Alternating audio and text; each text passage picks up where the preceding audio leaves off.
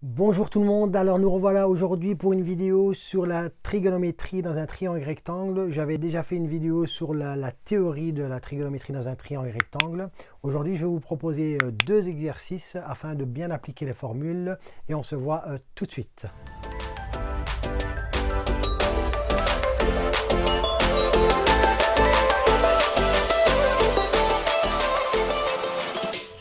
Voilà, donc le premier exercice que je vous propose, on est dans un triangle rectangle ABC et on vous dit qu'il est rectangle en A. Donc rectangle en A, ça veut dire que le sommet A va correspondre à l'angle droit. D'accord? Rectangle en A, donc le A correspond à l'angle droit. On vous donne l'angle B qui vaut 22 degrés et la longueur du côté BC qui vaut 5 cm. D'accord? Et on vous demande de calculer la longueur AC. Alors il est toujours préférable, voire conseillé de faire un petit dessin, d'accord? On n'est pas obligé de le faire à l'échelle, hein. Donc juste un petit croquis d'un petit triangle rectangle, ok? Voilà. Alors on vous dit qu'il est rectangle en A, donc l'angle droit ici correspond au sommet A, d'accord? Et donc le côté qui est en face, rappelez-vous, c'est ce qu'on appelle l'hypoténuse, c'est le plus long côté. Donc on aura BC, vous pouvez mettre CB ou B ou CB, c'est pareil, hein, d'accord? Donc on peut mettre BC ici en face. Donc ici nous avons le triangle rectangle ABC. On vous donne l'angle B qui vaut 22 degrés, il est ici, d'accord? 22 degrés. Et on vous donne le côté BC. Donc le côté BC va correspondre ici à l'hypoténuse, d'accord? Étant donné qu'on est en face de l'angle droit, ça correspond à l'hypoténuse qui vaut 5 cm.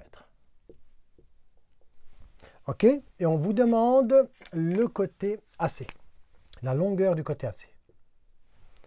OK, alors première question à vous poser. Donc, toujours par rapport à l'angle, qu'est-ce qu'on vous donne? Par rapport à l'angle, on vous donne l'hypoténuse, d'accord? Et on vous demande le côté opposé. Alors, rappelez-vous, je vous avais donné un moyen mnémotechnique dans la vidéo précédente.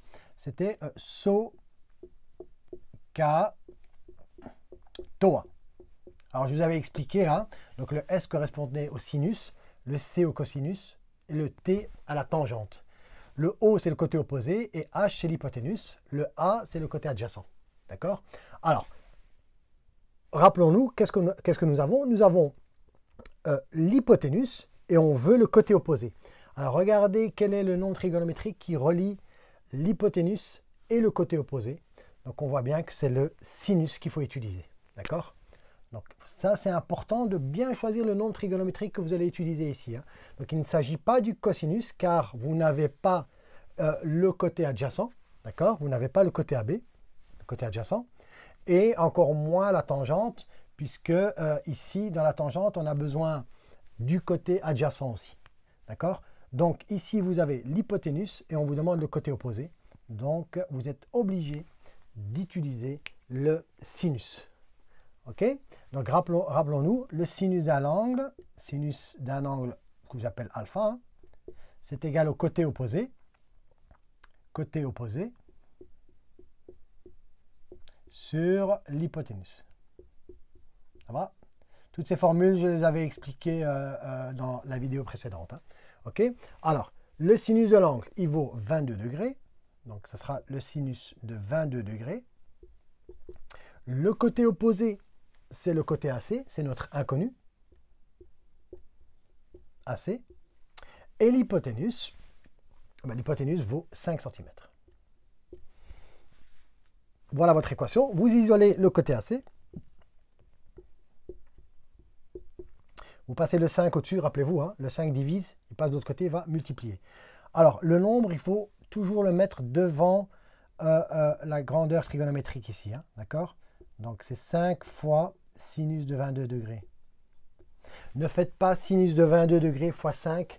Vous risquez de vous tromper. Vous risquez de faire 22 fois 5. Vous allez avoir 110. Et vous allez penser qu'il faut prendre le sinus de l'angle de 110 degrés. Alors que c'est une erreur. D'accord? C'est 5 fois sinus de 22 degrés.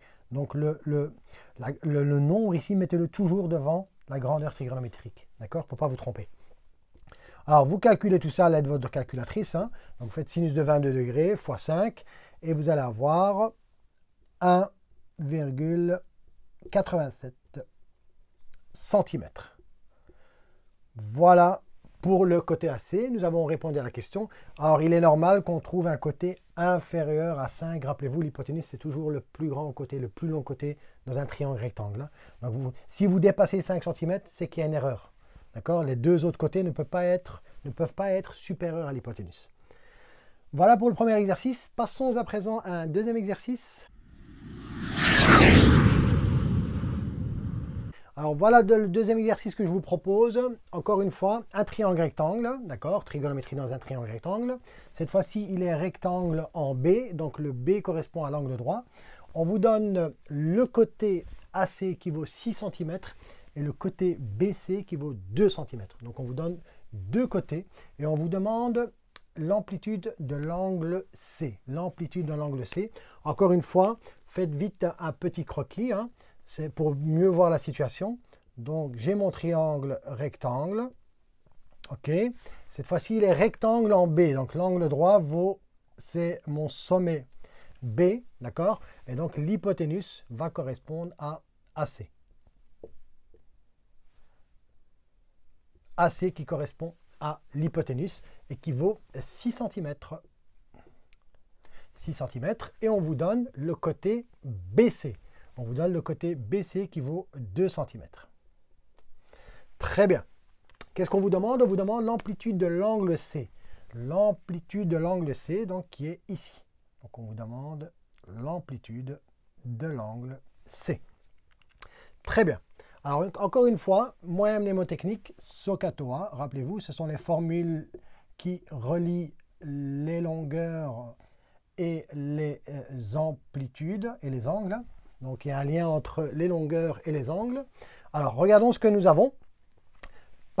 Toujours par rapport à l'angle qu'on recherche. Hein.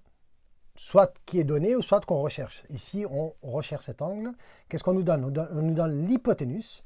Et on nous donne ici le côté adjacent à l'angle. Cette fois-ci, ce n'est pas le côté opposé qu'on vous donne, mais c'est le côté adjacent. Donc, on vous donne l'hypoténuse et le côté adjacent à l'angle. Regardez un peu quel est le nombre trigonométrique que vous allez utiliser. Donc l'hypoténuse et le côté adjacent. Ici, il y a une petite erreur. C'est SOHCAHTOA, c'est un A. D'accord? Oui, donc c'est SOHCAHTOA. Donc l'hypoténuse et le côté adjacent, c'est le cosinus. Donc nous allons utiliser la formule du cosinus, étant donné que nous connaissons l'hypoténuse et le côté adjacent. Donc, il faut utiliser le cosinus. C'est important de bien chercher la grandeur trigonométrique que vous allez utiliser. Donc, ici, c'est le cosinus que vous allez utiliser. Donc, le cosinus de l'angle C, qui est égal à quoi? Qui est égal au côté adjacent divisé par l'hypoténuse. Le côté adjacent, c'est BC. On peut l'écrire en BC. Sur l'hypoténuse qui est égale à AC. Qu'est-ce que vous avez? Cosinus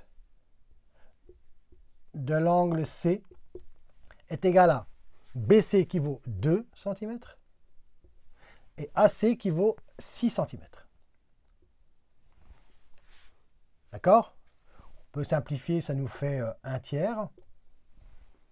Alors rappelez-vous, je l'avais aussi expliqué pour les grandeurs trigonométriques. Ici, nous connaissons le cosinus de l'angle C qui vaut 1/3. Pour trouver l'angle C, n'oubliez pas qu'il faut prendre l'arc cosinus de 1/3 ou bien ce qu'on appelle le cosinus moins 1. Ça dépend des calculatrices. Donc ici, vous pouvez utiliser l'arc cosinus de votre réponse ici, 1/3. Ou bien, je l'avais expliqué aussi dans une autre vidéo, ce qu'on peut utiliser, ça dépend des calculatrices que vous avez. Hein. Vous pouvez utiliser aussi le cosinus moins 1 de 1/3. Vous allez avoir exactement les mêmes réponses. Hein. Ça va?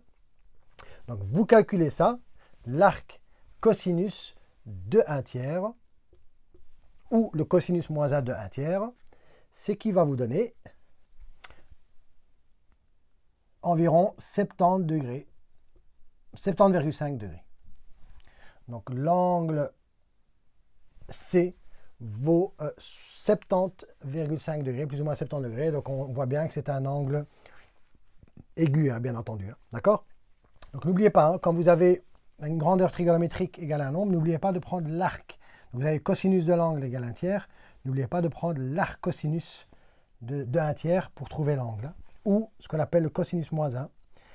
Et vous allez trouver l'angle qui vaut ici 70,5 degrés ou 70 degrés. Voilà, la vidéo est terminée. N'hésitez pas à me laisser des commentaires et je vous dis à très bientôt. Au revoir.